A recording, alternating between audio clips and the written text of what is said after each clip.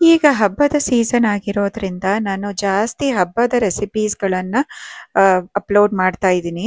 ನಾನು ಕೆಲವುದು ಒಬ್ಬಟ್ಟು ರೆಸಿಪೀಸ್ನ ಪೋಸ್ಟ್ ಮಾಡಿದೆ, ಪನ್ಪತ್ಲಿ ರೆಸಿಪೀಸ್ ಅಂದರೆ ಸ್ವೀಟ್ ಕಡುಬುನ ಪೋಸ್ಟ್ ಮಾಡಿದ್ದೀನಿ. ಆಮೇಲೆ ಇನ್ನೂ ಕೆಲವು ರೆಸಿಪೀಸ್ಗಳು ಅಂದರೆ ಚಕ್ಕುಲಿ, ಮೋದಕ್ ರೆಸಿಪಿ, ಸಫಾದ ಭಕ್ಷ್ಯ ರೆಸಿಪಿ, ಆಮೇಲೆ ಕರ್ಡ್ ರೈಸ್, ಪುಳಿಯೋಗರೆ, ಕೋಸಂಬರಿ ಅಂಥದ್ದೆಲ್ಲ ನಾನು ಇನ್ನೂ ಪೋಸ್ಟ್ ಮಾಡ್ತಾನೆ ಇರ್ತೀನಿ. ಯಾಕಂದರೆ ಹಬ್ಬದ ಸೀಸನ್ಗೆ ಇದು ರೆಸಿಪೀಸ್ ನಿಮಗೆ ತುಂಬ ಹೆಲ್ಪ್ ಆಗುತ್ತೆ ಅಂತ ಫೆಸ್ಟಿವಲ್ ರಿಲೇಟೆಡ್ ರೆಸಿಪೀಸ್ನ ಪೋಸ್ಟ್ ಮಾಡ್ತೀನಿ. ನಿಮ್ಗೆ ಏನಾದರೂ ಸ್ಪೆಸಿಫಿಕ್ ರೆಸಿಪೀಸ್ನ ಕಲಿಬೇಕು ನೋಡಬೇಕಂದ್ರೆ ಅದನ್ನು ನೀವು ನನಗೆ ಕಮೆಂಟಲ್ಲಿ ತಿಳಿಸಿ. ಈ ಉದ್ದಿನ ವಡೆಗೆ ನಾನು ಡೀಟೇಲ್ ಆಗಿ ಹೇಗೆ ಕ್ರಿಸ್ಪಿಯಾಗಿ ನೀವು ಮಾಡ್ಕೋಬೋದು ಅಂತ ಎಕ್ಸ್ಪ್ಲೇನ್ ಮಾಡ್ತೀನಿ ಈ ವಿಡಿಯೋದಲ್ಲಿ. ಈ ಉದ್ದಿನ ವಡೆಗೆ ನಾನು ಕಟ್ ಆಗಿರುವಂಥ ಅಂದರೆ ಸ್ಪ್ಲಿಟ್ ಉದ್ದಿನ ಬೇಳೆ 1 ಕಪ್ಪಿನಷ್ಟು ತಗೊಂಡು ಚೆನ್ನಾಗಿ ತೊಳ್ಕೊಳ್ತಾ ಇದ್ದೀನಿ. ಈ ಥರ ಇದನ್ನು ಚೆನ್ನಾಗಿ ತೊಳೆದ್ಬಿಟ್ಟು ನೀವೊಂದು ಕಮ್ಮಿ ಅಂದರೆ 3ರಿಂದ 4 ಗಂಟೆ ಆದರೂ ಇದನ್ನು ನೆನೆಸ್ಕೋಬೇಕು. ಇದೀಗ 4 ಗಂಟೆ ಆದಮೇಲೆ ನೋಡಿ ಚೆನ್ನಾಗಿ ಉದ್ದಿನ ಬೇಳೆ ನೆನೆದಿದೆ. ಈಗ ಮಿಕ್ಸಿ ಜಾರಲ್ಲಿ ಇದನ್ನೆಲ್ಲ ಹಾಕ್ತಾ ಇದ್ದೀನಿ ಉದ್ದಿನ ಬೇಳೆನ.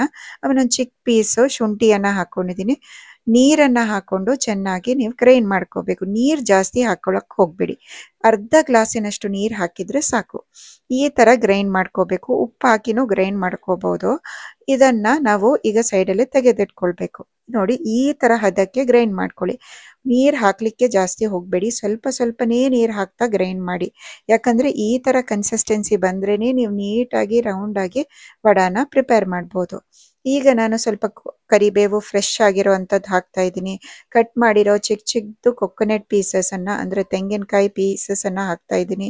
ಆಮೇಲೆ 1 ಟೀ ಸ್ಪೂನಷ್ಟು ಪೆಪ್ಪರನ್ನು ಹಾಕಿದ್ದೀನಿ. 1 ಟೀ ಸ್ಪೂನಷ್ಟು ಉಪ್ಪು, ರುಚಿಗೆ ತಕ್ಕಷ್ಟು ಎಷ್ಟು ಬೇಕೋ ಅಷ್ಟು ಹಾಕ್ಕೊಳ್ಳಿ.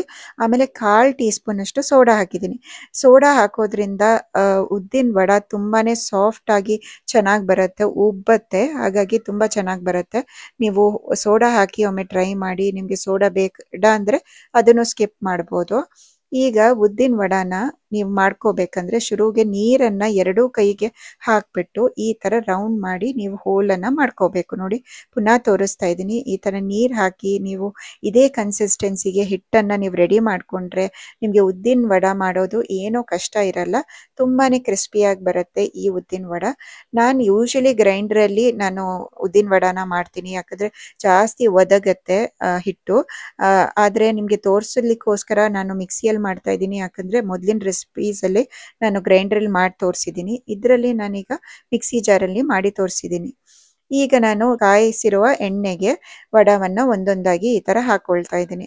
ಇದನ್ನು ಹೈ ಫ್ಲೇಮಲ್ಲಿ ನೀವು ಹಾಕ್ಕೊಂಡು ಸ್ವಲ್ಪ ಹೊತ್ತಾದಮೇಲೆ ಒಂದು 2 ನಿಮಿಷ ಮೀಡಿಯಮ್ ಟು ಹೈ ಫ್ಲೇಮಲ್ಲಿ ಒಂದು ಸೈಡ್ ಹುರ್ಕೊಂಡ್ಬಿಟ್ಟು ಇನ್ನೊಂದು 2ರಿಂದ 3 ನಿಮಿಷ ಮೀಡಿಯಮ್ ಟು ಹೈ ಫ್ಲೇಮಲ್ಲಿ ಇನ್ನೊಂದು ಸೈಡ್ ಹುರ್ಕೋಬೇಕು. ಜಾಸ್ತಿ ಹೈ ಫ್ಲೇಮ್ ಇಟ್ಬಿಟ್ಟು ಹುರಿಬೇಡಿ. ಸ್ಟಾರ್ಟಿಂಗಲ್ಲಿ ಮಾತ್ರ ಹೈ ಫ್ಲೇಮ್ ಬೇಕು. ಯಾಕಂದರೆ ಜಾಸ್ತಿ ಹೈ ಫ್ಲೇಮ್ ಇಟ್ಟರೆ ಉದ್ದಿನ ಬೇಳೆ ಒಳಗಡೆ ಬೆಂದಿರಲ್ಲ. ಆಮೇಲೆ ಲೋ ಫ್ಲೇಮಲ್ಲಿ ಇಟ್ಟರೆ ಉದ್ದಿನ ವಡ ಎಲ್ಲ ಎಣ್ಣೆ ಹೀರ್ಕೊಂಡು ಬಿಡತ್ತೆ. ಹಾಗಾಗಿ ಮೀಡಿಯಮ್ ಟು ಹೈ ಫ್ಲೇಮಲ್ಲಿ ಈ ಥರ ಟೋಟಲ್ ಆಗಿ ಒಂದು 5 ನಿಮಿಷ ಬೇಕು ಕಂಪ್ಲೀಟಾಗಿ ಫ್ರೈ ಆಗಲಿಕ್ಕೆ. ನೋಡಿ ಎಷ್ಟು ಈಸಿಯಾಗಿ ನೀವು ಮನೆಯಲ್ಲಿ ಕ್ರಿಸ್ಪಿ ಆಗಿರುವಂಥ ಉದ್ದಿನ ಬೇಳೆ ವಡ ಮಾಡ್ಕೋಬೋದು. ತುಂಬಾ ಈಸಿ ರೆಸಿಪಿ. ನೀವು ಗಣೇಶ ಚತುರ್ಥಿಗಾಗಲಿ ಯಾವುದೇ ಹಬ್ಬಕ್ಕೂ ನೀವು ನೈವೇದ್ಯ ಅಂತ ಈ ಥರ ಉದ್ದಿನ ಬೇಳೆ ವಡಾನ ಇಡ್ಬೋದು.